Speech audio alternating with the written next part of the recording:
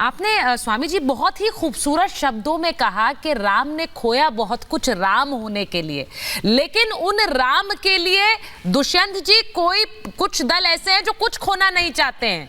वो चाहते हैं कि उनकी बात भी होती रहे, उनको लेकर वो खबरों में भी बने रहे, उनकी 24 की सेटिंग भी हो जाए, वो चुनाव भी जीत जाए, लेकिन प्रभु श्री राम से दूरी बनाए रखें। यही हाल हो गया है कांग्रेस पार्टी का। दुष्यंत जी देखिए, ये आकलन आपका हो सकता है, लेकिन वस्तु स्थिति तो ऐसी नहीं है। अच्छा, वस्तु स्थिति तो इससे भिन्न है। हाँ, और जिस प्रकार से आपने भिन्न कैसे? नहीं, बिल्कुल वस्तु स्थिति हाँ। इससे भिन्न है। राम तो सबके हैं। राम पे किसी व्यक्ति, संस्था, किसी का कोई एकाधिकार नहीं है। अच्छा। वो तो त्रिलोक के स्वामी हैं, बिल्कुल त्रिलोकेश्वर हैं, परमात्मा है राम तो। हाँ, तो राम कोई भारतीय जनता पार्टी के नहीं है। और अयोध्या का जो मंदिर है, जहाँ पे भगवान की 550 साल के बाद पुनः एक भव्य और दिव्य मंदिर बनने जा रहा है, उसमें भी भारतीय जनता पार्टी का कोई सीधा कनेक्शन तो है। अच्छा, कोई कनेक्शन नहीं है, लेकिन जब तो ट्रस्ट का है। हाँ, बिल्कुल सही कह रहे हैं आप। लेकिन जब बीजेपी ये कहती थी कि राम मंदिर, राम प्रभु श्री राम हम आएंगे, राम मंदिर वही बनाएंगे, तो आप तंज कसते थे, लेकिन तारीख नहीं बताएंगे। ये कहते थे कि नहीं कहते थे? ये कहते थे कि नहीं कहते थे? स्वतः ही बना रहे हैं। ये अरे मुझे लगता है न जाने कितनों ने सुना है वो, न जाने कितनों ने।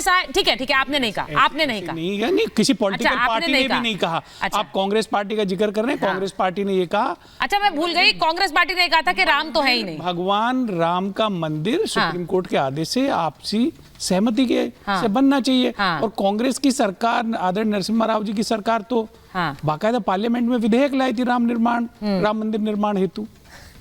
तो अच्छा, ये राजनीतिक दल के लिए या एक राजनीतिक दल के द्वारा, दुष्यंत जी, मैं आज सीधे एक चीज और कहना चाहती हूँ। कामयाबियों को छुपाने के लिए एक नैरेटिव बिल्ड किया। अच्छा, तो वो कौन थे जो कहते थे तारीख नहीं बताएंगे? मैं सिर्फ आप खोजिए। अच्छा, ये एग्जैक्टली ये मुझे खोजना पड़ेगा, क्योंकि आप लोगों ने तो प्रभु श्री राम के चरणों में समर्पित कर दिया जीवन। आप लोगों ने शुरू से कहा प्रभु श्री राम यही है।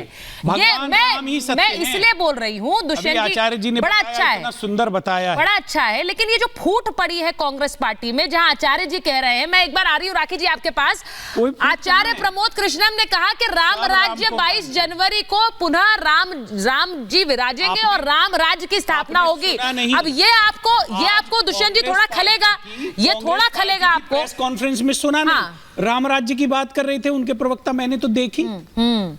दैविक भौतिकता पर राम राज्य में कबहू ने व्यापा। मुझे आप राम राज्य लाने का प्रयास करिए, बात करिए।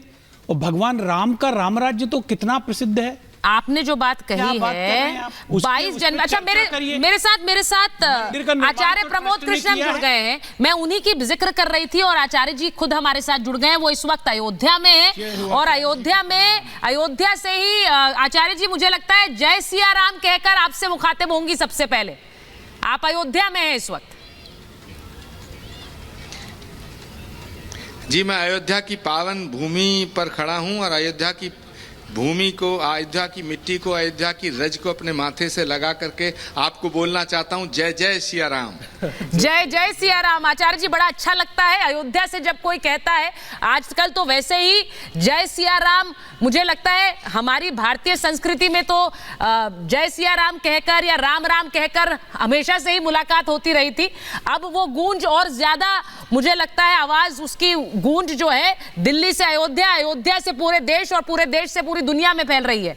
मैं आपसे ये पूछूंगी आचार्य जी, जब आप कहते हैं कि 22 जनवरी से फिर राम राज्य की स्थापना होगी, तो इसके मायने क्या हैं आचार्य जी? देखिए, महात्मा गांधी का सपना था कि भारत में राम राज्य स्थापित हो, और कांग्रेस वो पार्टी है जो महात्मा गांधी के बताए हुए रास्ते पे चलती है। जहां तक सवाल भगवान श्री राम का है, भगवान श्री राम को किसी एक राजनीतिक दल से जोड़कर देखना उचित नहीं। भगवान श्री राम किसी एक पार्टी के नहीं हो सकते हैं, भगवान श्री राम किसी एक राज्य के नहीं हो सकते हैं, भगवान श्री राम को किसी एक भाषा से, किसी एक क्षेत्र से, किसी एक वर्ग से, किसी एक धर्म से, और भगवान श्री राम को किसी देश की सीमा में भी कैद नहीं किया जा सकता है, क्योंकि भगवान श्री राम हमारी आस्था के आधार हैं। भगवान श्री राम जिनको हम अखिल कोट ब्रह्मांड नायक राम कहते हैं, भगवान श्री राम जिनको हम मर्यादा पुरुषोत्तम श्री राम कहते हैं, ऐसे जगत पिता जगदीश्वर परम पिता परमेश्वर राम हमारे रोम रोम में व्याप्त हैं, हमारे कण कण में हैं, हमारे कण कण में उनका हम दर्शन करते हैं। और राम के बिना भारत की कल्पना भी नहीं की जा सकती सुचारिता जी, राम के बिना भारत की कल्पना नहीं की जा सकती और राम के बिना भारत के लोकतंत्र की कल्पना भी नहीं की जा सकती। इसलिए मैं बड़े साफ शब्दों में कहना चाहता हूं कि भगवान श्री राम की जन्मभूमि का जो मंदिर है उसकी प्राण प्रतिष्ठा समारोह का जो निमंत्रण है जिनको मिला है वो बड़े सौभाग्य का विषय है, वो बड़े सौभाग्य का विषय है। लेकिन जिन नेताओं ने उस निमंत्रण को अस्वीकार किया है ये दुर्भाग्य का विषय है। मैं उन तमाम विपक्ष के सभी नेताओं से, एंटायर अपोजिशन के लीडर से आज मैं अयोध्या की पावन धरती से विनम्र निवेदन करना चाहता हूं, हाथ जोड़ के निवेदन करना चाहता हूं, बड़ा झुक कर के निवेदन करना चाहता हूं कि राम को किसी एक दल का समझ के राम मंदिर का बहिष्कार ना करें, राम को किसी एक दल का समझ करके राम मंदिर के इस प्राण प्रतिष्ठा समारोह का बहिष्कार ना करें।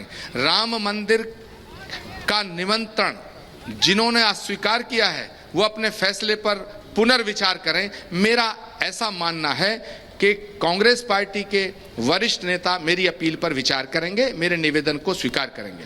आचार्य जी, जब आप ये कहते हैं कि ये बड़ा दुखद है, ये कहा गया कि 15 दिन पहले तक तो शायद कांग्रेस पार्टी जाने के लिए तैयार थी, लेकिन फिर अचानक क्या हुआ, क्या मंथन हुआ, किसने ये राय दी, कौन सी पॉलिटिकल स्ट्रेटेजी थी, हमें नहीं पता है कि एकदम से ये बदल गई राय और कह दिया गया कि हम नहीं जाएंगे। और अब प्रेस कॉन्फ्रेंसेस हो रही है बताने के लिए कि क्यों नहीं जाना ही सही रास्ता है। देखिए कांग्रेस पार्टी वो पार्टी है जिसमें आंतरिक लोकतंत्र तो है। कांग्रेस पार्टी के नेता हैं अर्जुन मोढवाडिया, वो चाहते हैं कि निमंत्रण को स्वीकार किया जाए। बिल्कुल। कांग्रेस पार्टी में हिमाचल सरकार में कैबिनेट मिनिस्टर हैं विक्रमादित्य जी, जिनके पिताजी स्वर्गीय वीरभद्र सिंह थे, जिनकी माता प्रतिभा सिंह हैं, कांग्रेस के बहुत बड़े नेता। उन्होंने ये कहा है कि राम मंदिर का जो निमंत्रण मिला उसके लिए उन्होंने आरएसएस और विश्व हिंदू परिषद का धन्यवाद अदा किया है।